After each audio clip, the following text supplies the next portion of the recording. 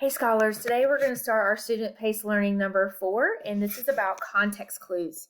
So we've talked about context clues before during our remote learning, and context clues are used when we are reading and we come to an unknown word. An unknown word means it's a word that you either don't know how to say the word or you don't know the meaning of the word. A good reader does not just skip over a word because you don't understand it, or don't know it. We need to use some strategies to help us figure out unknown words. So sometimes when you're reading a picture book or books that just have lots of pictures, you might, if you look right here at our anchor chart, you might use a picture clue. You also might pay attention to helpful words or words that maybe you already know. But today we're going to focus on how to use the definition. So this happens when we read nonfiction books. Remember, a nonfiction book means a word that is a book that is true. When you're reading a nonfiction text, you're typically learning about a new topic. So if you're reading a book about panda bears, then you're going to be learning facts about panda bears. If you're reading a book about Africa, you would be learning about Africa.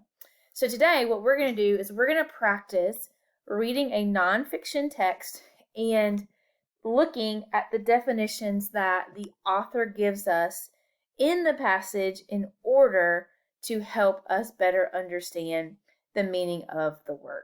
Okay, so let's go to our passage.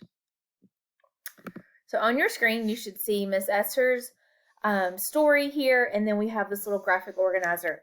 So what we're going to do is we're going to do a couple together, and then you are going to practice, and then you will have an exit ticket. So our title is called Into the Flames. And so we can look at the picture to help us, a picture clue, and we can see that they look like firemen, they're in the woods, and there's definitely some fire going on here. So some of the words that we are going to be looking at, I'm going to go ahead and just put those in a text box here. So the first word that we're going to be looking for are smoke jumpers. And the second word that we're going to do together, do insert again, is remote. Okay, so as we're reading, we are looking to see if the author gives us a definition or a clue that can help us understand the meaning of the word.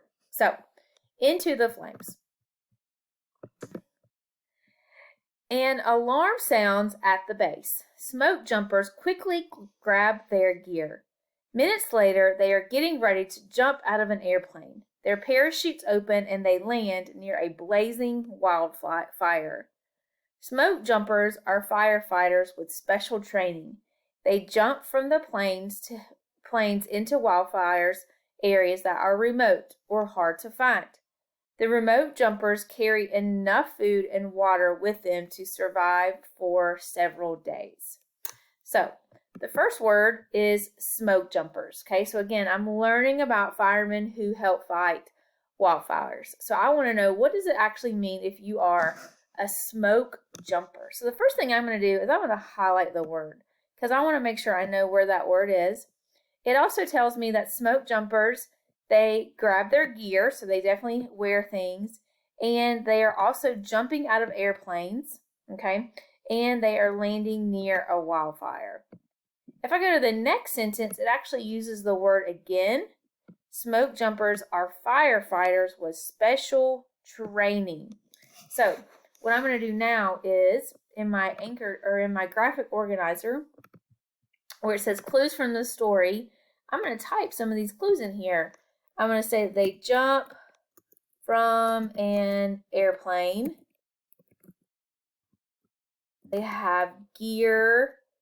And I'm just going to put the word wildfire. Okay? All right, so now, based on that, what I think the word means.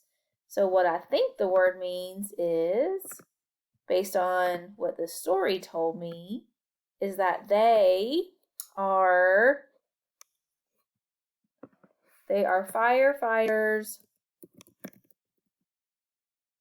with special training. Okay, so they have additional training than like a normal firemen would have. Okay, because normal firemen don't just jump out of airplanes. All right, so now let's go to our next word, remote. So I'm going to use a different color just so you can see that. Okay, so here we go. The next word is remote. So I'm going to kind of reread this. It says they jump from planes into wildfire areas that are remote or hard to find.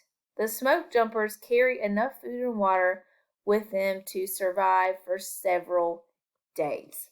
So I think a clue here for remote, I know that the word remote, it says that they jump out of the planes into the wildfire. So I know that they're going to be in forest.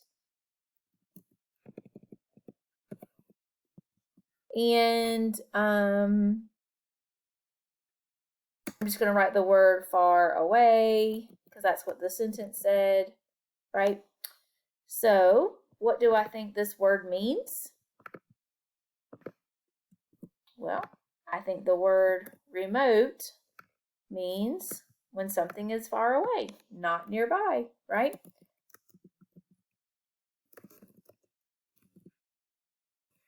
There we go. So if I say that you live remote or you're learning remotely, you're not at school, you are far away from school. Or if you live in a remote town, that means you're far away from the city. So the wildfires normally happen remotely, not near a town. All right, so now in just a second, you are going to also try to do this on your own and see if you can get them right. So remember, we're looking at definition. The author gives us a definition in a passage to help us understand the meaning. And the answer is right there in our story. We just have to go back and look at it. Okay? All right, so let's go on to the next part of the Nearpod.